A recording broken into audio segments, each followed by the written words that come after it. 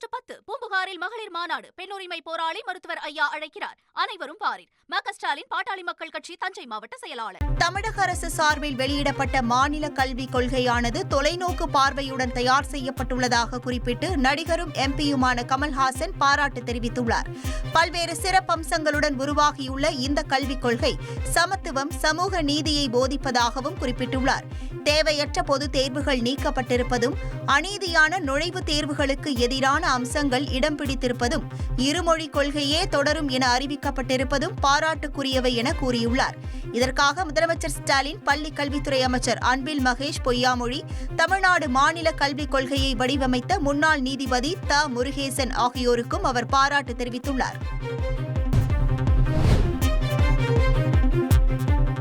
தேர்தல் ஆணையத்தின் ஒப்புதலை பெறுவதற்கு ஏற்ற வகையில் பாமக பொதுக்குழு கூட்டத்திற்கு அன்புமணி ராமதாஸ் ஏற்பாடு செய்திருந்ததாக தகவல் வெளியாகியுள்ளன. மாமல்லபுரத்தில் அன்புமணி தலைமையில் சனிக்கிழமை நடைபெற்ற பாமக பொதுக்குழு கூட்டத்தில் அடுத்த ஆண்டு ஆகஸ்ட் வரை பாமக தலைவராக அன்புமணி நீடிப்பார், பாமக உள்கட்சி தேர்தலை நடத்த வேண்டும் என்பது உள்ளிட்ட 19 தீர்மானங்கள் நிறைவேற்றப்பட்டன.